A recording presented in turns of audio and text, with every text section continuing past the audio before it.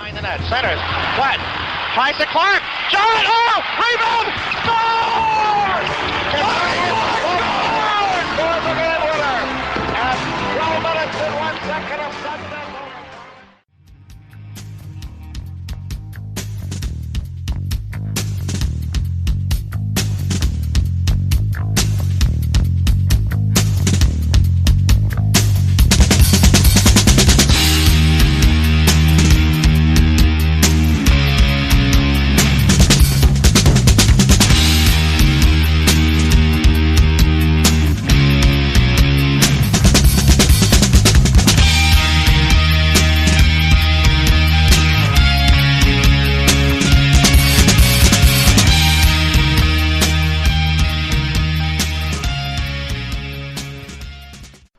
NittyGritty.com presents the O&B Puckcast, episode number 98.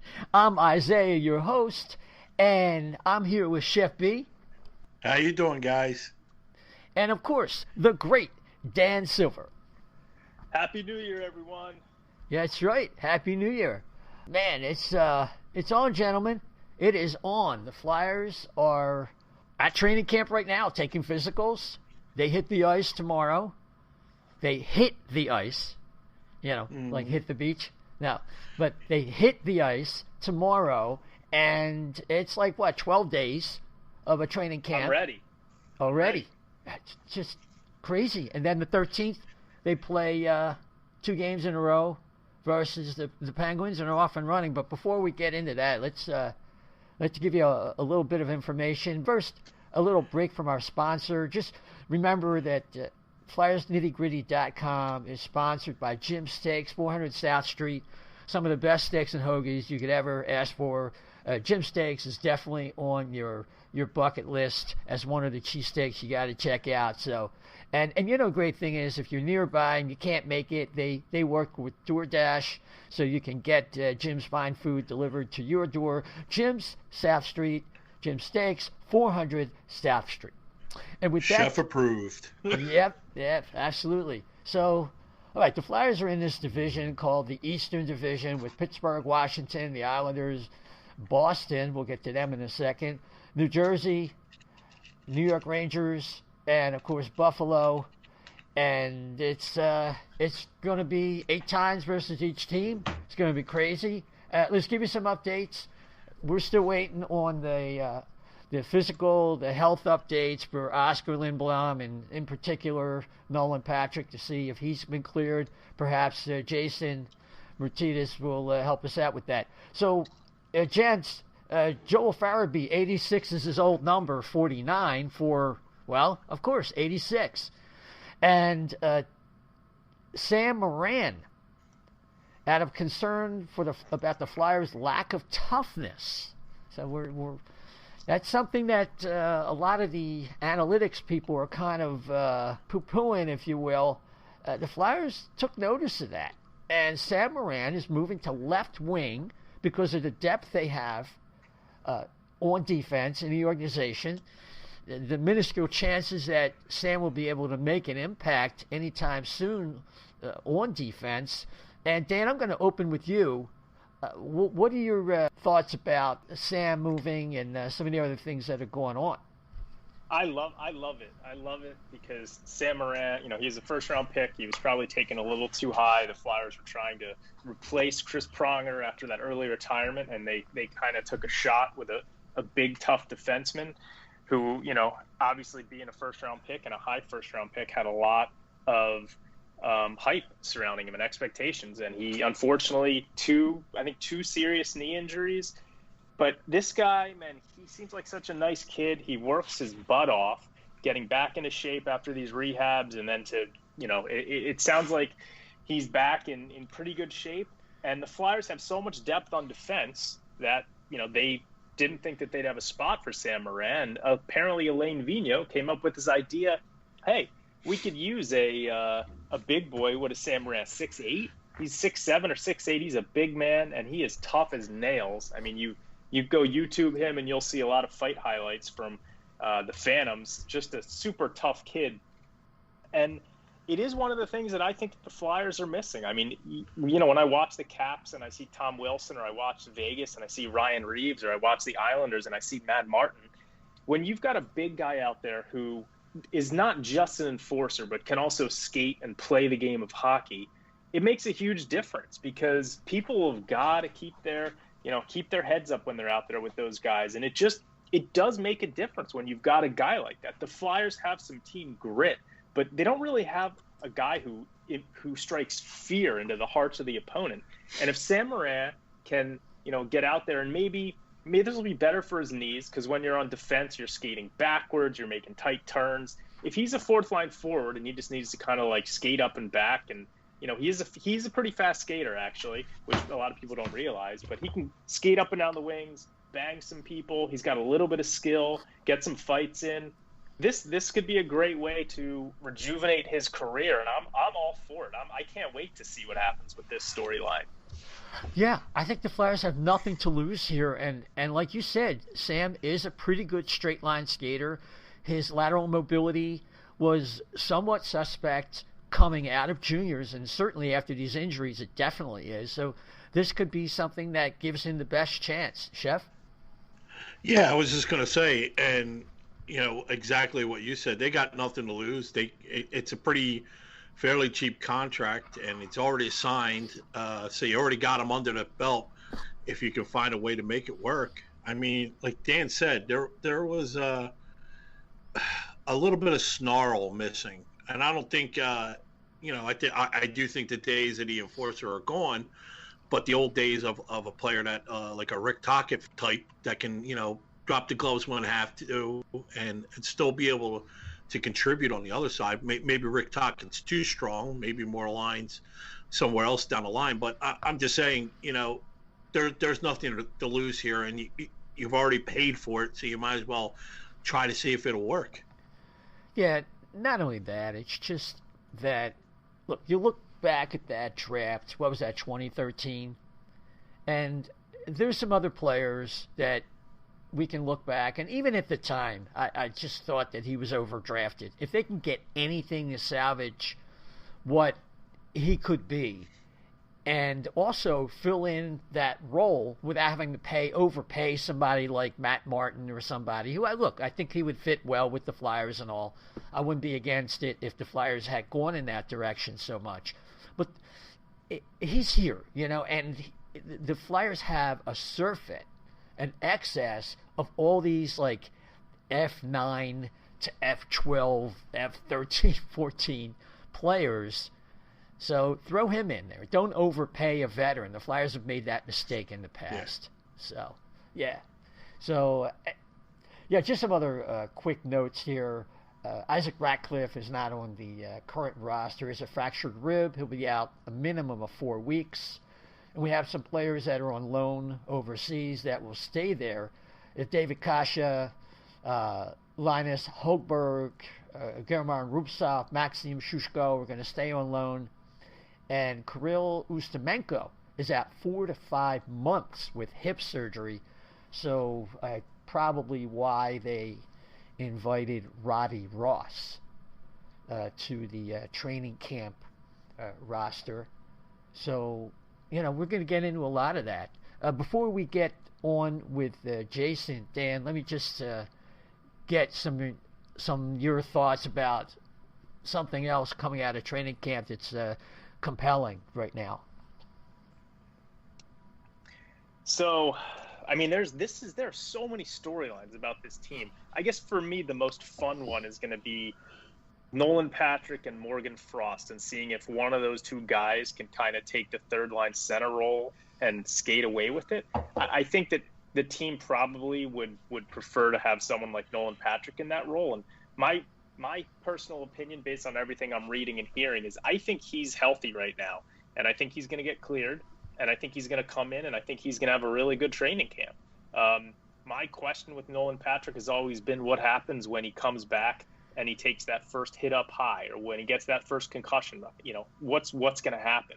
But I think Patrick's going to come into training camp and look pretty good. Maybe they come in and they say he's not cleared for contact yet. So, I doubt that happens, but, I don't know. And then Morgan Frost, I think that you haven't really heard a lot of buzz about him, and I think that it's almost like they want him to come in and show the team that he can take that role. One of the problems with training camp, though, is that there's no exhibition games. So they're going right into the regular season. So it might be hard for a guy like a Morgan Frost to grab that third-line center role right off the bat if he doesn't have games to play. And it's going to be really interesting without any preseason games to judge anything off. So, I'm interested to see, though, how those two guys look in camp more than anything. Yeah, I think along with who ends up being Provy's partner on that first pair, and I think that's going to be kind of like a dynamic, changing situation anyway.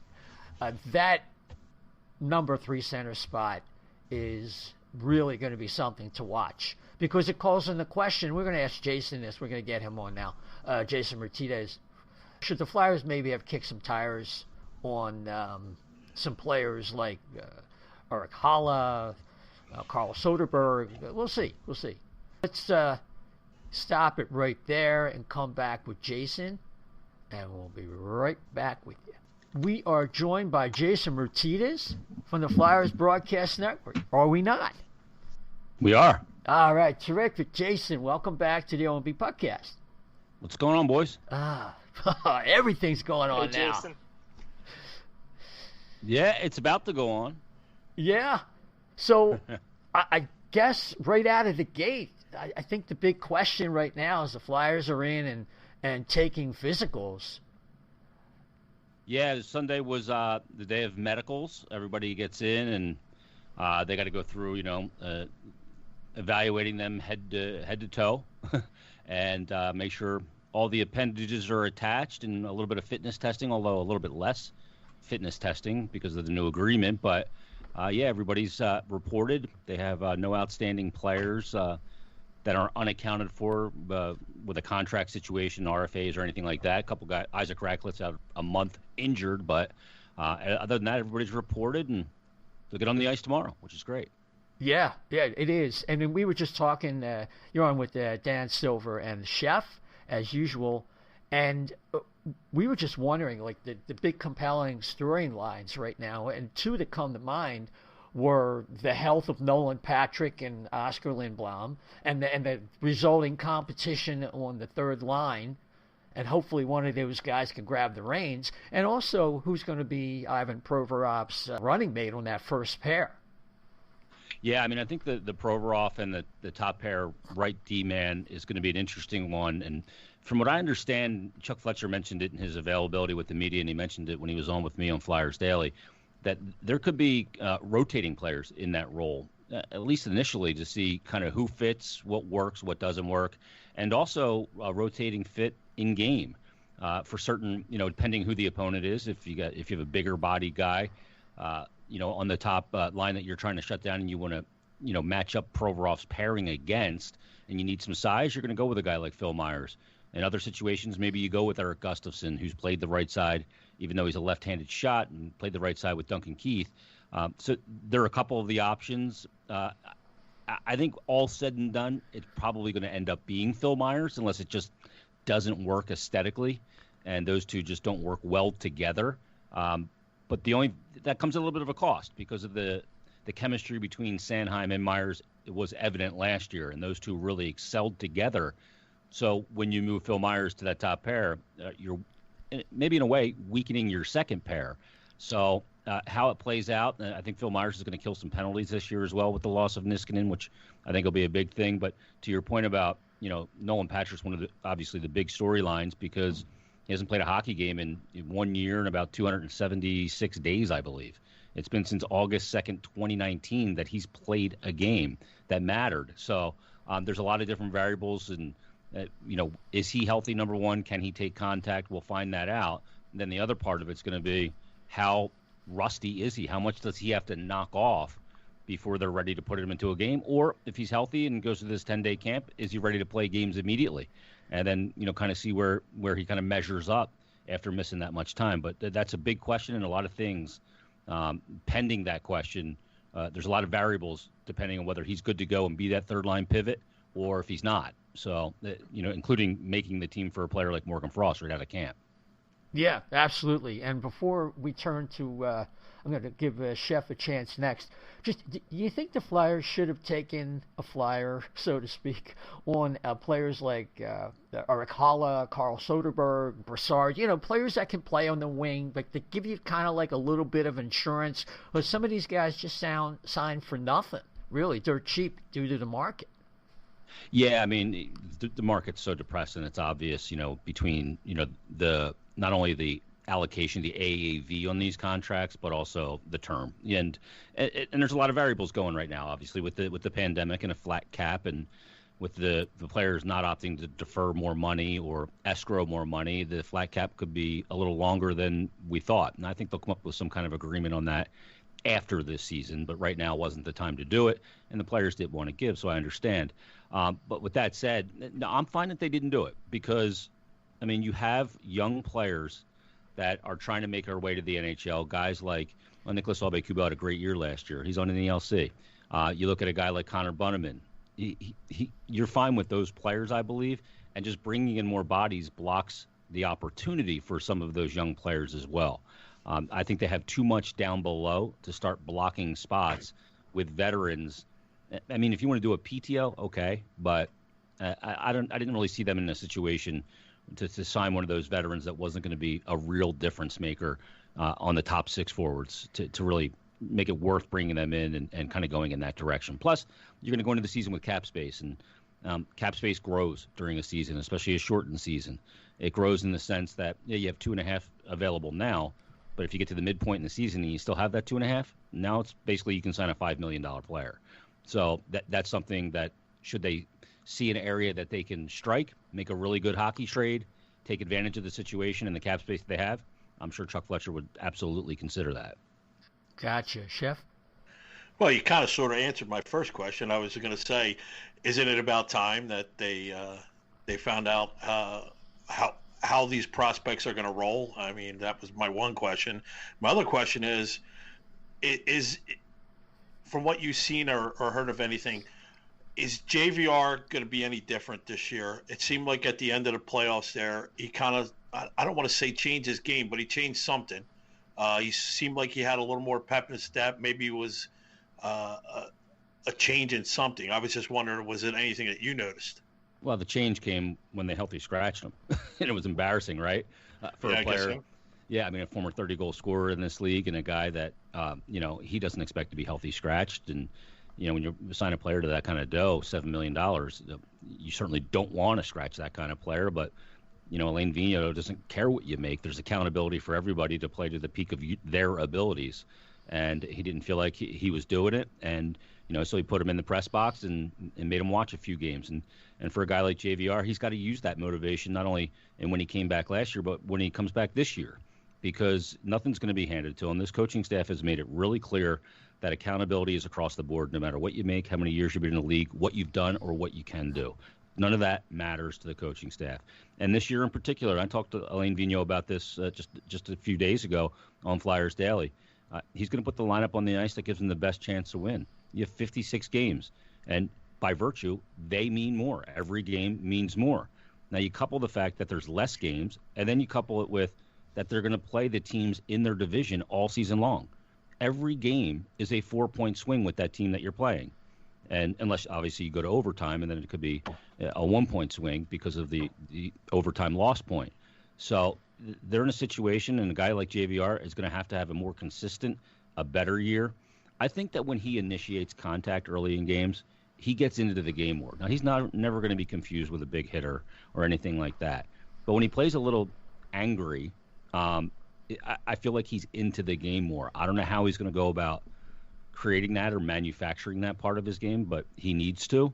2 years ago, in his first year back in Philly, he got hurt the second game of the season, took that shot off the foot in Vegas, and then was out about 4.5 or 5 weeks, and he ended up with 27 goals that year. I mean, he would have hit 30 had he not missed the 4.5, 5 weeks. But he's a guy that can score for you. And if he can have a bounce-back year, that can really kind of supply you with look, they scored a lot last year, and to kind of match what they did last year is going to be difficult in the sense that they got great depth scoring last year. I don't know if you can bank on it to that level 2 years in a row and defensive scoring, So guys like JVR are going to have to step up and put the puck in the net more. Dan? Yeah, Jason, it's great to have you on, man. I love listening to your show, and just great having you on. Appreciate it. It's it's so exciting with the World Juniors going on now, coming to the semifinals, and hockey season ramping up. There's so many storylines around this team.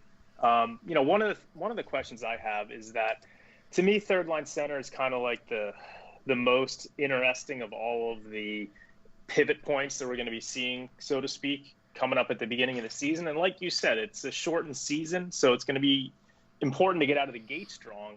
But kind of counter to that is the fact that there are no exhibition games against other teams, and it's a very short camp. So when you've got one guy coming in Nolan Patrick, who hasn't played in a long time in professional games, and Morgan Frost, who, clearly left something to be desired with the coaching staff last year, otherwise he would have gotten a sniff in the bubble. Those two guys, how hard is it going to be, especially for a guy like Frost, to kind of come in and do something that's going to move the needle enough to the point where they'd be like, okay, you're our opening night third line center? Yeah, it's a great question, and you're right. Those players like Frost and some of the other guys trying to make this team, in particular, some of the younger guys that went through the junior ranks. I don't put guys like Lena Sandin or Tanner Lashinsky or Wade Allison kind of in that mold, because they're 22, 23 years old already. They already got their man body, if you will. But you're right, a guy like Frost, and one of the knocks has been he's got to get bigger and stronger to be able to compete at the NHL level. And I think one of the reasons, Dan, why he didn't get a sniff in the bubble was because two reasons. One, he didn't play a game since early March, and by the time it became even a question of do we put him in, it was against the Islanders. And you saw Farabee get tossed around a little bit in that series because of the Islanders' size and the way that they play, and it just wasn't a good matchup for a guy like Frost to kind of get in after not playing since March. So I think maybe that went into that decision a little bit. But with no preseason games, he's going to have to wow in practices and scrimmages, and I think that's tough to do, to really kind of stick out and, enough to be able to make a team out of camp. I suspect that he'll probably start the year on the expanded roster and with the Phantoms when that starts. But I do think that he'll end up playing more than 25 to 30 games this season. You got to see how injuries go and how that plays a part in it, how he's playing for the Phantoms, if that is indeed the case. Plus, I think when he starts in the NHL, it's more likely he's going to start on the wing than he is at center. I know they want to make him a center. Problem is if Nolan Patrick's healthy, he's the center. He's a better 200-foot player. He's bigger and stronger than Morgan Frost. If he can go, then that's going to be your third-line center. And playing Morgan Frost in a fourth line in a checking role is not ideal for his development, and it's not ideal for the team. So I think it's more likely that he's a guy that will start on the expanded roster, and his opportunity presents itself, and he can, and he's proving to play really well after not playing since last March. I think that's a situation that we could find. Chef? Wisdom. He's in camp. What can a rookie player coming into a camp, his first time, what can he expect, and what can the Flyers expect to see in him, or what do you think they're looking to get out of this? I understand he's probably there because Isaac Ratcliffe is hurt, a couple of the guys were. So what do you think? Well, I mean, he look at the way he plays the game with reckless abandon. Zaid is an energy guy. He's not ready for the NHL yet. I think they know that. But his job's going to be going in there and he competes. And I think what he's there for with Ratcliffe not available is to just go in and compete really hard, high energy, and just kind of push everybody. By having that energy, even though he's not ready for the NHL and he doesn't have that talent just yet, he's not there, just bringing that energy, tenacity, that youthful exuberance that he's going to bring is going to push guys, because it's going to be glaring if they're not, playing with or practicing with a lot of intensity in their scrimmages or whatever next to him. So even though, he's not ready for that stage, I like the move of putting him in camp, because he's going to bring an energy and a personality, and he's going to be flying around out there and just buzzing all over the ice with, almost, dare I say, not a care in the world, because I think he knows that he's probably not going to make this team, but he's going to go out there and look and see if he can peel some eyes open to the kind of style that he brings. Jason, recently, Zdeno Chara signed with the Washington Capitals. A lot of people were surprised that he left the Bruins. There are some pundits that say that his play really fell off to the point where he had to have a specific role. Could he have been somebody the Flyers could have used with the hard minutes that they're going to be missing with the absence of Matt Niskanen? I mean, you could have considered it, and they're a team that was obviously looking for some size and some physicality, and there's nobody bigger and stronger than Zdeno Chara. But his ability to still get there at 43 years of age and still affect a game, I think it's pretty telling to me that the Bruins were willing to walk away from him. And when you consider that they also lost Torrey Krug in this offseason, that to me shows you their evaluation of what they saw game in, day out, game in, game out. That he's a player that you can't rely on in that kind of role that he's coming into Washington to play. It's a good situation in Washington, and maybe a shortened season does help a player of his age. But, I mean, to me, look at all again, like the forward group, you have so many guys coming that you have to present them opportunity. And, you might be able to sign a veteran player to be a few points better in this shortened regular season, but is that really what's good for your team in the long run? You know what I mean? So it's a move that I would not have made. I think that they moved Sam Morin to wing, which is, I can't even believe I'm saying that. Yeah, we were just talking about that, before you got on. Yeah, because there's no room on the back end to try and even develop them right now, because you have guys like Zamula have really jumped in their estimation of his arc to the NHL. And I mean, Zamula was in the bubble in Toronto. I think that was a huge experience for him to be in that bubble and be around the team day in and day out and skating and all of that stuff. So clearly, I think he's peeled their eyes back, and I think they look at Sam and they say, hey, he's put all this work in. We got to give him an opportunity. But where can we give him an opportunity? We can't do it on the blue line. And adding Chara to that mix would have just added another body there as a blocker to some of what they have coming on the blue line. We're not even mentioning Cam York, who's looked really good in the World Juniors.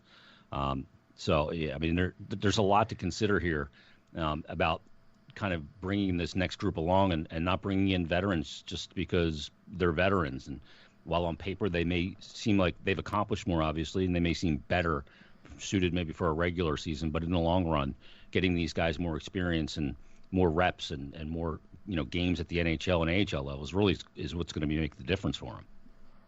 Gotcha. Yeah, Jason, you talked about a couple times not wanting to block younger players by bringing in veterans, and I maybe what's the macro view of where they're at? They really haven't been a cup contender since 2012 until maybe they were a dark horse contender last year.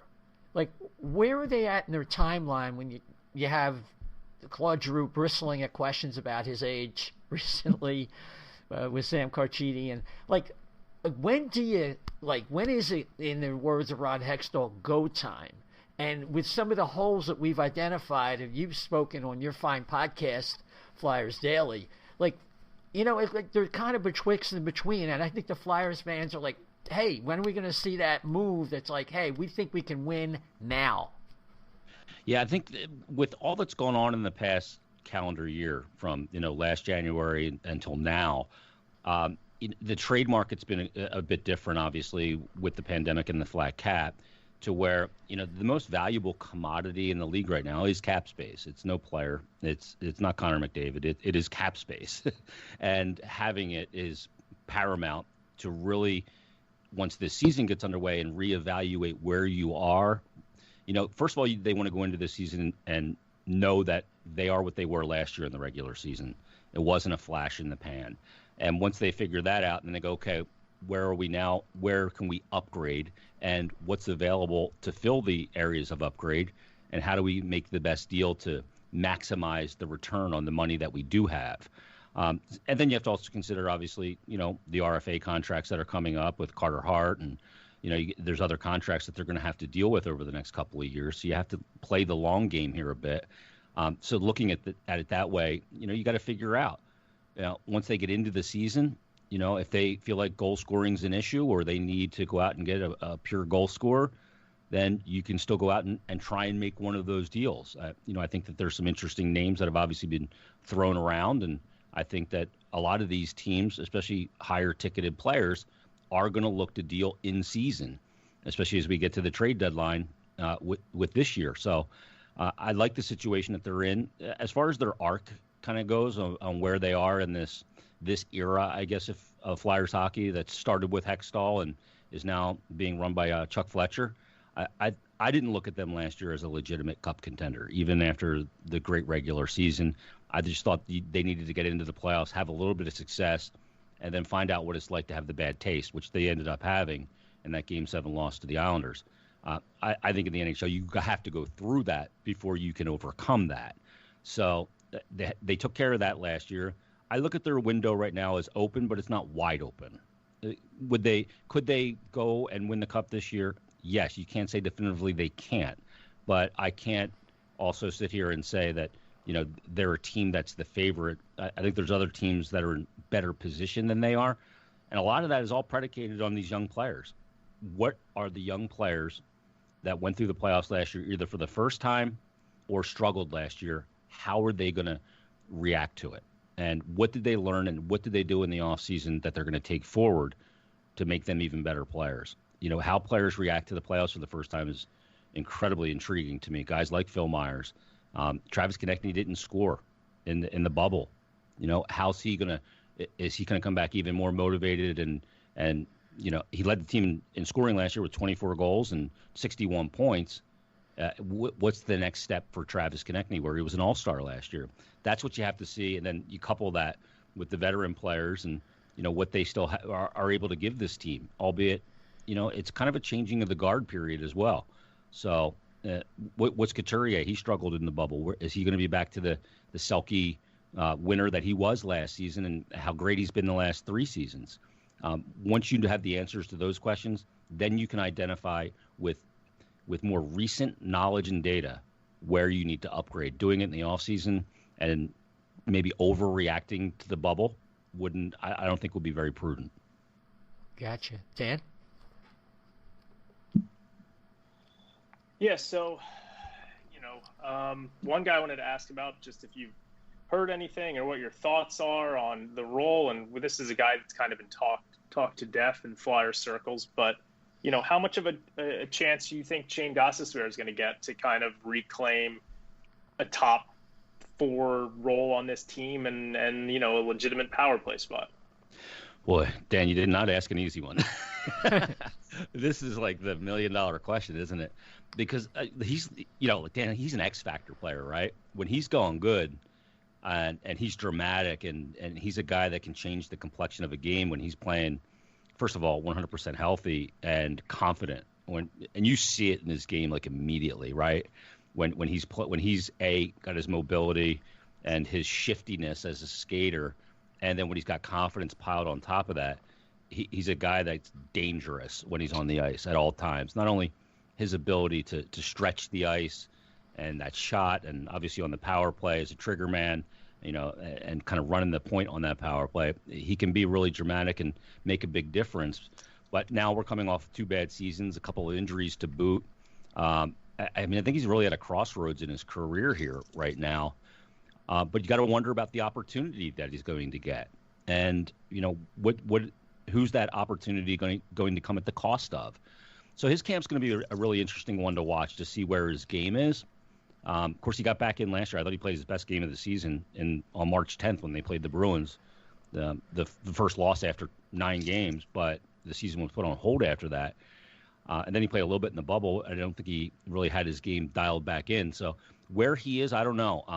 If I had to set an over-under on how many games I think he'll play this year, I have him about 24. A little less than half the games because of the addition of Gustafsson, which was, to me, a move of redundancy. They're very similar players.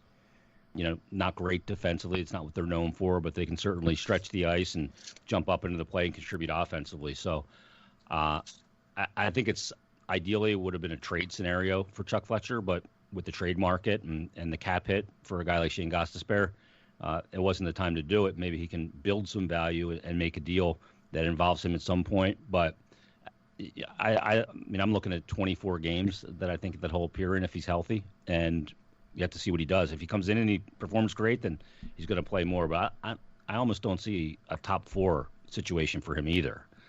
It doesn't play out that way for me because I can't see Gustafsson and Braun together. Yeah, I mean, he was so bad on it was a very small sample size, but him and Braun were so bad together. I thought when they came back in the bubble, I thought he had a really good, I think it was against Montreal. Like the first game he got back in the lineup, it might have been the first game of that series. I thought he looked really good in that game.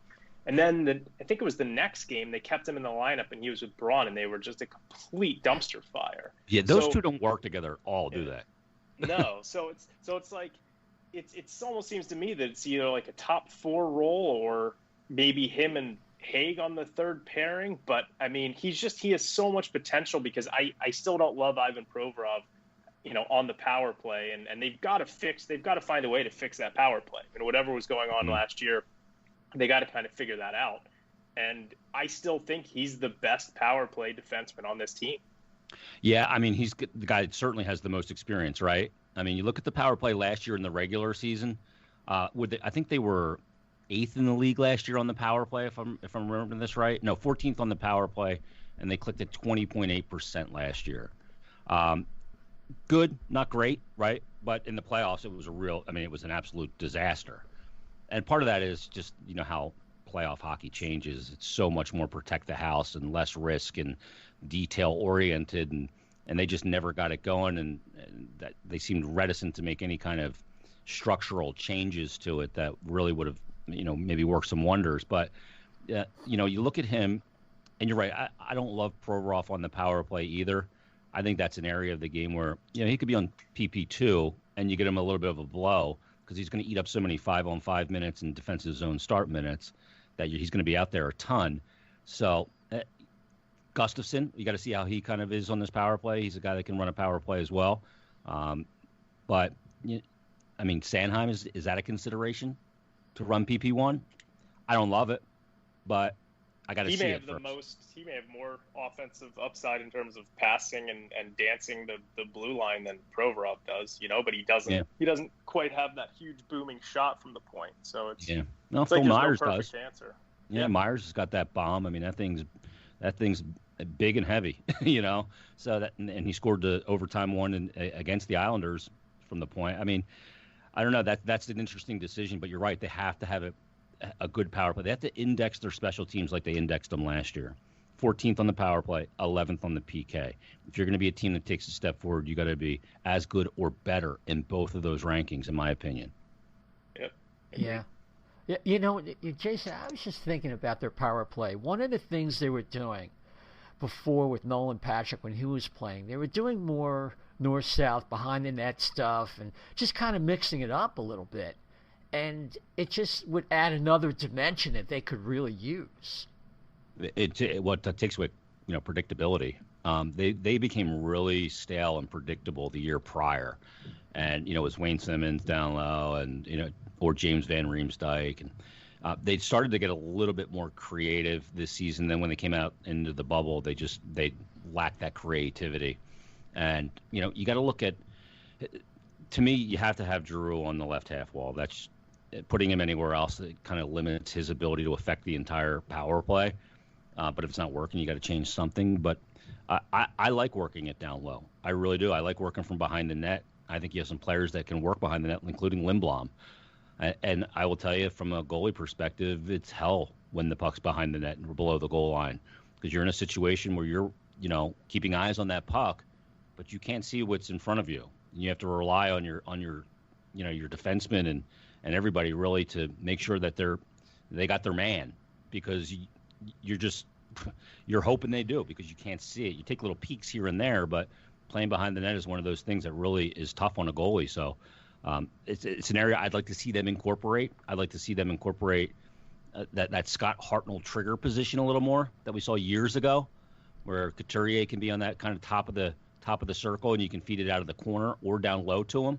I'd like to see that a little bit more as well. Yeah, definitely. Because even Shen, when he took over, was pretty good at it. Yep. Yeah, I mean, that's a lethal spot to take a shot, especially when it's being fed from below the goal line. That, I mean, the goalie's just going to be in his butterflies and do a push off his post and just come out, and he's taking away the whole bottom part of the net. So you got to be able to just pick your spot and beat him. Yeah, definitely. So let me turn over to Dan before I got another question, but Dan's got something for you. Yeah, just to take it in a slightly different direction. I'm a big prospect guy. I like kind of looking at who they've got coming in. And like you mentioned earlier, they have so much prospect depth on the bottom six in terms of their forwards. And it's guys who are men, so to speak. And I'm excited about seeing some of these guys. And if I have sort of a thought on this, but if I told you that one of the following three guys was going to make the opening night lineup in the top four lines, which one do you think has the best Lashinsky. shot? And I would, okay, well, I was going to give you Lashinsky, Sandin, and Allison. Yeah. But yeah, I mean, I actually would say Lashinsky too, but go ahead. Well, the reason why is, first of all, Sandin, I think adjusting to the smaller ice is something that they'll have to consider. And they'll maybe want to get a little bit more look than, 9 skates in camp to do that. And I think Lashinsky is a guy that is ready for this. I think he's a guy that, whether they're playing exhibition games or not, I think he has an opportunity to make this roster because he's got the man body. And, he's not coming in with no hair in his armpits yet, So he's a guy that can handle this situation. And I think that, if he's going to have to earn it, obviously. I don't know that Allison's quite where he is yet, and that's why I would go with Lashinsky over Allison. But to me, he's a guy that can move well enough. He can win board battles, and he can fulfill the role for which they need. And I think he can do it right now. So I think he's got a leg up on the other two, on Wade Allison and Linus Sandin. Sandin's going to be interesting. I think we're going to see him early in the season, but I think Lashinsky's going to be the one that could pop some eyes right away. Yeah, just Lashinsky, one of the things that I love about him is that, he was his sophomore year at Ohio State. He put up 47 points in 41 games. He was one of the leading sophomores in the country. Yep. And I'd say that the next 2 years, Ohio State kind of had a more defensive style, and they weren't quite as offensively oriented. And so his production wasn't as good. But I think that he personally took steps forward both of those seasons. And he's a guy who really hasn't had injury issues, so to speak. And like you said, he's got the man body. I think he's coming in, and I think he could really open some eyes because I think he's a really good hockey player. Yeah, and not only that, Dan, I think he can score. Look, I don't think he's going to put up 25 goals at the NHL level, but I think he's a guy that at some point can give you 18. I think he'll be able to beat NHL goalies because he can shoot the puck and he can play, and he's got good playmaking abilities, good hockey IQ. And the thing that's interesting about that is, you're right, Ohio State did kind of change their system to be a little bit more defensive oriented, but he didn't have a problem with that. He didn't have as many points, and that comes at a cost, like we kind of said earlier. But that part of his game I thought was good too. So to me, I think Elaine Vigneault and this coaching staff and Chuck Fleck, they're always looking for guys that are going to be responsible on the entire sheet of ice. And I think he's a guy that fits that role and fits it they can fit it at the NHL level. And the last I checked, preventing goals is just as important as scoring them. So, yeah, absolutely. Your partner with the Stick to Hockey podcast, Russ Cohen, was thinking that Lashinsky was ready like a year ago prior. So that's I was thinking the same thing in terms of NHL readiness.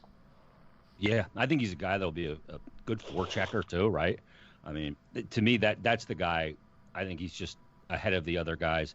Sandin maybe would have been right there with him, but he playing in Europe, and he's got to play on the smaller ice, and there is an adjustment to that without question. The game is different on the bigger sheet of ice, the international ice. So I think that's something he's going to have to adjust to, and he's going to realize that you don't have as much time as you did there. You don't have as many ways to pivot away from contact and go to safe spaces that are considered not threatening. So that'll be an adjustment for him. I think he'll make it, but that's why I would put Lashinsky as the guy that could make this team. Sure. That leads me, as actually Dan asked a question I was going to lead into with the AHL starting or trying to start February 5th, and then the Flyers are going to have a taxi squad. How's that all going to work? Well, the taxi squad, I got some clarification on this because I was kind of in the beginning thinking the taxi squad, you could just pull players in, and if you want to just have, rotational lineup, you can, but you still they are still paper transactions. There is still waivers that you'll have to pass certain players through and those kind of things. What it is it's providing the team the ability to have players up and ready as if you were going to call them up. So that they can practice with the NHL team, but they can't bring in, the full Phantoms AHL roster and the Flyers roster. It's just too much to control in what is a pretty uncontrollable situation. So they limited it a bit. And so you'll have the ability to make those transactions should you need to, but it's not as simple as, hey, this is just an expanded roster, or there are salary cap ramifications, obviously, as well, that they'll have to, you have to be cap compliant. So any move that you make, you're going to have to still deal with it that way. So it's going to be 4 to 6 players, and let's just pose a scenario. So the Flyers are at home until January 21st, and say they play Boston on the 21st and the 23rd in Boston, and say they, incur an injury. So what kind of players would comprise this taxi squad? Well, I think you're going to look at guys like Frost, and once the AHL gets up and running, that's when the decisions are going to have to be made. Do we want this guy to be here and available to us? I mean, the other players will still be available once the AHL season starts, but who do we want to keep on that roster, or who do we need playing games, right? Right. So that's going to be the big part of it. Is Sam Morin a guy that's going to go down and play for the Phantoms, or is he going to stay with the Flyers and be one of those guys if he's not on the actual roster, which I would suspect would be the case. So, and, Morgan Frost is another one. Hey, it's great to have him with, the big club and practicing and you got eyes on him and all that stuff. But it's better for development for players to be playing games, especially when they haven't played since March. Some of them even longer. So I think that'll be part of the equation as well. It'll be interesting to see how they kind of break that up once February does hit. Gotcha. Just a few more for you, Dan. So here's a question, and I'm a huge Morgan Frost fan. I've been following him for a long time, along with some of these prospects. Let me ask you this. Let's say Nolan Patrick comes in and he grabs third line center, and he just proves he's healthy during the course of the season. And then you've got, this team has such great depth on the wing, and you've got guys like Lashinsky, and let's say someone else like Sandin comes in, and Nicholas Aube-Kubel takes the next step. Let's say this team has kind of like a glaring hole towards the trade deadline, but they're kind of rolling along, and someone like a Taylor Hall's available as an expiring unrestricted free agent. What do you think the temperature is going to be of like Chuck Fletcher to make a big deal at the deadline if he really thinks that this team is one player away from, being a legitimate cup contender? Would he move a big prospect like a Frost and a draft pick to get a rental? Or do you see any scenario? No, I don't see that. I think he's a guy that inherited not only a great prospect pool, Dan, with the job, but he also inherited a little bit of patience, because I think he especially realizes now with this flat cap situation for a number of years that he's got to get meaningful contributions from guys on entry-level contracts. And if you trade a guy that, you're going to have on an ELC with a low cap hit, and he's contributing in the NHL level, that's going to be able to help you twofold, right? You're getting contributions on your NHL roster from a guy that's not costing you much money. That's a great situation. So I think he'll be a little reticent to do that for a rental. But if you're doing it for a player that's 26 years old, or that you can either is under contract or you're going to extend and you plan on extending, then I think all bets are off, because that's different. But just kind of on a 1 year like a Taylor Hall situation, I don't see it. I could be wrong, but I don't see it. I think the other thing you have to consider too is how often does the rental work out? And not very often. Yeah, I mean, I don't remember many situations where it did. Short of like Bobby Nystrom in 1980, right? It's just usually not enough hockey. If you have a team playing really well and they're a cup contender, sometimes when you break up that chemistry, the team never gets back to where it was before you made the deal. And you go, well, they added a much better player to their roster. I understand that, but that's not the only thing that wins in hockey. So, yeah, I think you mean Butch Goring, by the way. Oh, yeah, Butch Goring. I'm sorry, not Nystrom. We all remember Nystrom that year, though. Don't get me wrong. We know why. That was a pretty good team. So, yeah, they were. first and 4 straight. But no, you look at it and I feel that it's silly season too at the deadline, right? I mean, the prices that some of these GMs want for guys that they're just going to lose and they get sometimes is ridiculous. So no, I wouldn't put Frost in any kind of rental, exchange. No way. They'll be looking at players like Patrick Laine or Pierre-Luc Dubois or something like that, right? Yeah, you're looking at a young player. I mean, Laine's 22. Pierre-Luc Dubois is just, off his ELC. So, I mean, if I can get some reassurance and talk to the agent that I'm going to be able to extend him, then there's a consideration because I got the guy for a long time and a pretty special player in both of them. So, but I'm not doing it for Taylor Hall or something like that. I'm just not going to do it. Yeah. I don't think Chuck would do it either. I don't think he's looking at the situation that way with this flat cap because if you're going to say you do it and you want to extend Taylor Hall, what's that going to cost you, right? I mean, that's going to cost you a ton of dough. Yeah, he's exiting his prime right now as it is. I mean, yeah, could be. He's 30. Yeah, with the right pieces around him. He had the great year where he won the Hart in New Jersey, but he's been hurt a lot, Joe. Yeah, so I look at him. I mean, he's a really good hockey player, but it's not something where I'd be willing to do that and be kicking myself for 8 to 12 years. Because Morgan Frost developed into Mitch Marner. I'm not saying he's going to be Mitch Marner, but you know what I mean. Yeah. Chef? Okay. Have you heard anything? I know with all these vaccines coming out now, three separate ones now. Are the players apprehensive? Are they excited about it? What do you think are the chances that in hockey attendance for a good portion of these teams, and that's one thing. And the other thing is I know we all interact on Twitter, but I can't believe you never saw Richie Blackmore play with Deep Purple, and he's not one of your top 10 guitarists. But go ahead.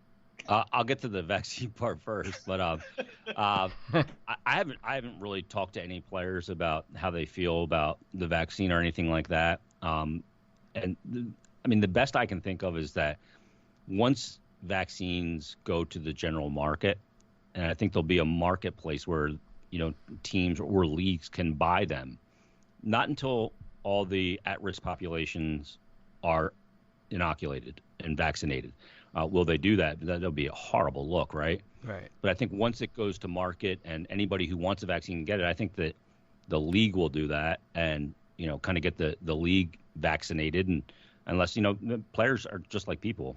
They could have allergies and not be a candidate for a particular vaccine. I'm not sure, but I'm not sure, if there are some players, I'm sure there is, that will be hesitant to get it, knowing, their physical conditioning and the mortality rate for players or for people in the position that they are and the physical health that they're in. So that's one thing. As far as fans go, it's all going to depend on how the numbers for the COVID virus, how they trend. If they go considerably down, as you see in certain states, you'll see restrictions loosen and they'll have the ability to have more. Some arenas will have fans right away. Here in Philadelphia, they will not because of the city ordinance and everything that goes with it. But I think that they have all the contingency plans for different levels of fans attending games, whether that's to start 20%, end up at 40%, then 50%, and then you see where it goes from there. I know the league's hope is that come playoff time that they can either have full buildings or close to full buildings of fans back in there and watching games and going through the highs and lows of playoff hockey because that's when it's the most pronounced, the fans' effect on the game. So for those two things, we'll have to see where it goes. I just don't know. I'm not an epidemiologist, so I read it like everybody else, and if the numbers drop, drastically, then the league will be in a good position to do that. As far as Richie Blackmore, I was too young. I wasn't a big Deep Purple fan anyway, but Blackmore is a guy that didn't move me a tremendous amount. Although I respected the playing, but no, I never saw him live. Never saw him in person. I've seen a lot of concerts. I did rock radio for a long time, but never saw Richie Blackmore. All right, let me give you had a great list. You had a great list. I was just thinking you were like all over the place too on your list. It wasn't confined to like new stuff or old stuff. It was really covered a lot. So I thought that was awesome. Yeah, the guy had meant to put on the list, and I didn't because I saw him with Jimmy Page, but I didn't see him with Zeppelin. I saw him with the Black Crowes. Oh, yeah, I remember that. I remember did that Forgot tour. about that. Yep. Yeah, I saw that show, and it was great to see Jimmy Page, but I forgot to put him on there. The best guitarist I actually ever saw was a guy named Nick Schnebelin, who plays in a blues band out of Kansas City called Trampled Underfoot, and they used to play here in Philly and around the area all the time. They were incredible. Left-handed guitar player, never misses a note. He was absolutely sick. Wow. Well, I'm going to make one Deep Purple suggestion, then we're going to let you go because you've been so generous with your time. Highway Star on the album Made in Japan. It's live. One of the greatest live performances I've ever heard. And if you ever have one of those days where you just can't wake up, put that sucker on. It's track 1. And I swear to God, everybody's on. Ian Pace is blowing around the drums. Ian Gillan's not hitting bum notes. And Richie Blackmore kicks freaking butt. Yeah, it is a great live performance. You're right about that. I have a hard time waking up every morning, boys. But I have metal to wake me up every day. People are like, how do you listen to that in the morning? Real easy. I turn it on. About in the morning, I can listen to Pantera in the morning. I can listen to Megadeth, Metallica, you name it. Doesn't matter to me. Lamb of God, Striper. riding to work, no problem. That's terrific. Yeah, I'm a big fusion head like McLaughlin and Demiola and guys like that. So nice. So, yeah. Jason, man, the last show you did with us, and it's still relevant. You know, goaltenders of the Metro Division. Of course, that's not going to apply totally this year, but that was a great episode. People should check that out because we're going to see Shesterkin and Sorokin this year, and man, it's going to be Samsonov with no backup to speak right. of other than Phoenix Copley and Watt. Just real quick, the goaltending in this East Division is really interesting to me. It really is because, I mean, you look at Tuukka Rask, right, as a guy that's been really good for a long period of time, but he left the bubble. I know it was for family reasons. It wasn't anything physical, but where is he at this point in his career, right? Yeah. You look at Boston right out of the gate. I look at Washington, and they brought in Lundqvist for a reason because they needed 2 goalies. They knew they needed 2. Now they have, they brought Craig Anderson in as a 40-plus-year-old on a PTO. I suspect he'll make the team at a minimum as their 3, but I would imagine as their 2. So I like that move from their standpoint. But, relying on a guy like Samsonov, to me, is a very tenuous situation in a condensed season. And then I look at New Jersey and Mackenzie Blackwood. I like them, but that team's just not good enough. Buffalo's a team, suspect goaltending, in my opinion. And then you look at New York and the Rangers with Shesterkin and Georgiev now. That's really, small sample size for Shesterkin, right? 12 but games. Potent. Yeah, 10-2. That team was on a heater when he played a lot of that too. So what's he going to play like when things break down as they did prior to him coming up last year? And, how is he going to handle being the number 1 guy for a season? That's a big question mark. And on the island, you have Sorokin coming in, and you have the 2 Russians there. And then in Pittsburgh, they trade Matt Murray to Ottawa. Is Tristan Jarry a legit number 1? I don't know. Yep. He's been good. So. When you get the title of number 1 too, that's a whole different ballgame for a goalie. There's such a different expectation, how you're relied upon and how you're looked at and who you're compared to. That's a tough spot for Jarry. So, the goaltending in this division's really interesting. And then Carter Hart coming off that playoff, guys, he was so good in those playoffs, right? Yeah. He ended up with a .926 save percentage, 2 shutouts. But he was a guy that in those really tight games where teams were all over him, and they had a chance to win those games. And they did win a lot of those games because of how he played. And it wasn't just that he performed well. It was the manner in which he did it. He looked so calm, so chill. Heart rate never went over 80, right? And just economical with his movements, sticking to the plan, not changing anything because the surroundings were chaotic. And to me, that was incredible. Because I think that affects the entire team when they see him back there, just being himself and getting it done. When things around him are not good and the other team's got momentum, I think that is a huge, huge mental edge that you can give your own team by doing it and doing it that way. Yep. Yeah, he gave the team a lot of confidence, and it's like Yeah. anything else. It's the opposite of what we've been dealing with, more or less, since Hextall left in '89. Of course, we had some brief, tenures of solid goaltending with, players like Mason, and before that, Czechmanek, for all his eccentricities. But for the most part, when the Flyers made a mistake, it ended up in the back of their net. That's been erased. That's a big freaking deal. Yeah, you can't play the game that way, guys. When every time a winger, a forward, or defense make a mistake and you're pulling it out of the back of your net, then it affects you moving forward because you're afraid to make a mistake, and you cannot play the game afraid, and you cannot play the game without being free of mind. Mistakes happen, but if you got a guy back there that can bail you out and you can play with creativity, you see it now. I mean, look at the way the game's played now. There's so much creativity. If you're playing without it, you're screwed. And when you have a guy back there that can bail you out, like Carter Hart has done, not only in the 2 regular seasons that he's been in the league, but now also in the Stanley Cup playoffs, you can play a little bit different, and you can take some chances and feel like you're not going to be, you're not going to be pulling it out of your net every time that you do make a mistake and put you in a situation where you're digging out of a hole. So I think that's paramount. I've talked to players on the team about it. When you know that guy back there is going to give you a save, you play just so much more. Everybody's more confident. Everybody's bigger. Everybody's faster. Everybody's, seeing the ice better because of that, because you're not tunnel visioning on just trying not to make a mistake. Absolutely. You don't know how many times back in my Hockey Buzz forum days, I would argue with people when Brizgalov would give up one of his ridiculous goals, and people would try to say, oh, it's not all him, it's the whole team. I'm like, yeah, but when you're giving up goals like that, it just crushes you.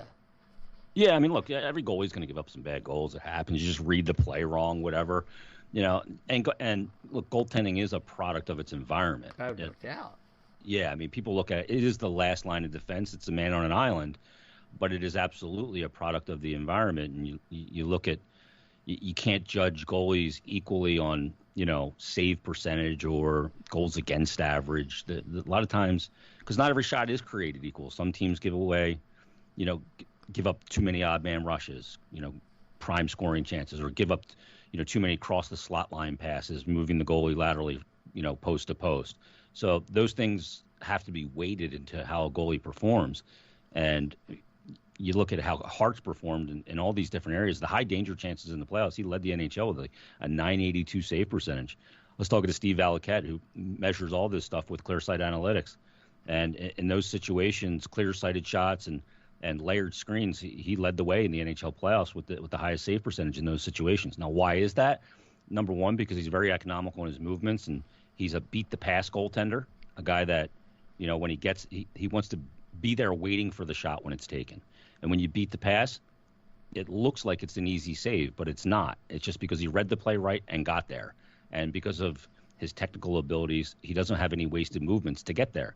So that's part of it. He's not a flashy goalie, but he's a guy that is in the right spot. And when you get to the right spot, they will hit you. They will hit you more than they'll miss you. So even at the NHL level, and the fact that he takes so many shots in the logo, that's a product of reading the play right and being in the right spot. Indeed. Jason, I don't know what to say except thanks so much for coming on. It's always terrific, and love to have you on again. Oh, anytime. I'm just ready to get this friggin' thing started. Like, let's go. 2020, there was not nearly enough hockey, right? Right. The pause happens in March. You're off for however many friggin' days that was, and you came back and you had the 16 games in the bubble. The calendar year of 2021, you got this 56-game regular season, hopefully a long playoff run, and then the first half of the 21-22 season, and an expansion draft in the middle. I mean, come on, it's going to be so much hockey. We'll have about a whopping 3 or 4 weeks of nothing to do. Yeah, that'll be ready for. But in between then, that'll be fantastic. Where can people catch up with you on social and all your podcasts and stuff? You can hit me up I'm on Twitter at Jason Myrt, JasonMyrt, and the Flyers Daily podcast and the Flyers Broadcast Network. We do that. We're doing it 3 days a week right now. We're going to go back to daily here very soon, and then obviously the Stick to Hockey podcast as well. At Stick the number 2 Hockey on Twitter. So there you go. Terrific. Jason, thanks again, man. Boys, enjoy the season. Let me know when you want me on, and I'll be ready to take my shift. Appreciate Thank it. you. As All right, always. boys. 9 more guys. sleeps. Is that it? I think my 9 more daughter said. sleeps. Lock. I think my daughter said 10 more sleeps last night to me. That's great. See you guys. All right, take care. Okay, we are back. The terrific segment with Jason Myrtetus, as always. We got more than we bargained for. I'm not complaining, let me tell you. So, Well, yeah, just feedback real fast, and we'll update the WJC info and stuff like that. Dan, any impressions you got? Some things maybe that Jason covered that really kind of opened your eyes a little bit. I mean, I'm just so excited for camp to start. There's so many storylines with this team. I'm excited to see Sam Moran on the wing. I'm excited to see how Nolan Patrick and Morgan Frost look. It's going to be an exciting season, and it's that much more exciting because I truly think that we've got a Stanley Cup contender and we've got some cap space. So if we decide halfway through the season that, hey, we need to go out and get such and such, we'll have some maneuverability to do it. So I think it's going to be a really fun season for Flyers fans, and I'm ready to get going. And also I'm excited tomorrow to watch the semis in the World Juniors. Flyers fans should watch the U.S. team. Bobby Brink and Cam York have been really good for that team. Oh, yeah. And just watch those games. Then we have Flyers hockey, so there's a lot to be excited about. Yeah, and if you're the team that owns the rights to Trevor Zegras and Matthew Boldy, those guys have really been kicking butt. oh my God. Ducks.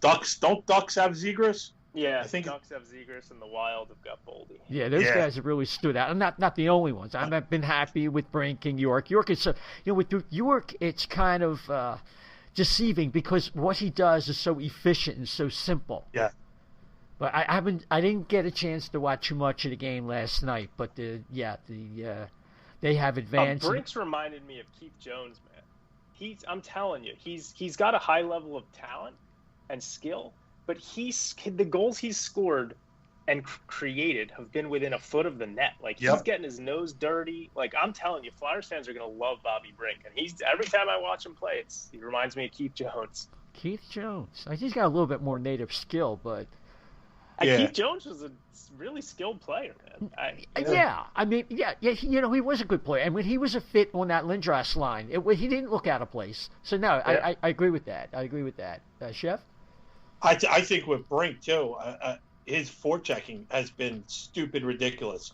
It seems like he buzzes. Like I think what it is what you go to where the puck's going to be, not to where it was, and that's what he does. He seems to find himself in great position through this tournament. Now I get it; he's probably a lot, leaps and bounds more developed than some of the other kids that are playing, especially that team the other night. What they have like 4 16-year-olds on it last night. So I just think, but I still do believe that he puts himself in good positions, like Dan said.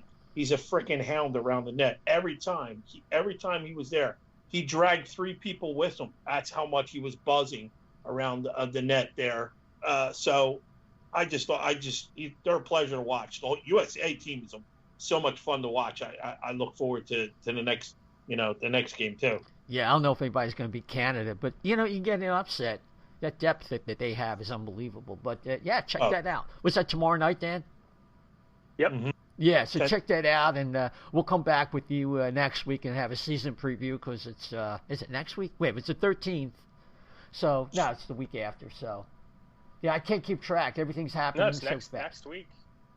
Yeah, that's right. Yeah, it would be next week. Crazy. So let's give it a wrap because we had a real busy night and everybody's got to get rolling here. Dan, give us your contact information and where people can check you out. Yeah, so Flyers fans can follow me on Twitter at dsilver88, having some really good discussions the last few days, and there's so much to talk about with this Flyers team. So throw me a follow, and I'm excited to let's get it going. Absolutely. Chef? Yeah, you can catch me at Chef the Left B on Twitter. It's just going to be fun breaking down hockey, talking for the rest of this time here until we get some actual hockey back. It's going to be great. I can't wait. Fantastic. Hey, just a little shout out to a buddy of ours, Dane Craig. check out his books, How to Win or Lose in Free Agency, over at Amazon. It's like a 2-book series about good, bargains in the UFA and free agent market, and maybe some big-time mistakes. And you can check him out on Twitter at Hock, H-O-C-K, Economics, Hock Economics. I just wanted to give him a shout. Yeah, you can follow me, Isaiah, ISAIAH, _520. Isaiah, don't forget the _520. And, of course, the O&B Puckcast, at O&B Puck, at O&B Puck. If you could like and subscribe when you're on YouTube, hit the notification bell so you know the next time a new show comes up, and you could subscribe there. Your 5-star reviews on Apple Podcasts in particular, or whatever platform, are important because they move us up the charts when people are looking for Philadelphia Flyers podcast. So until next show, which will be right before the season, as the season preview, like I said earlier, everybody take care.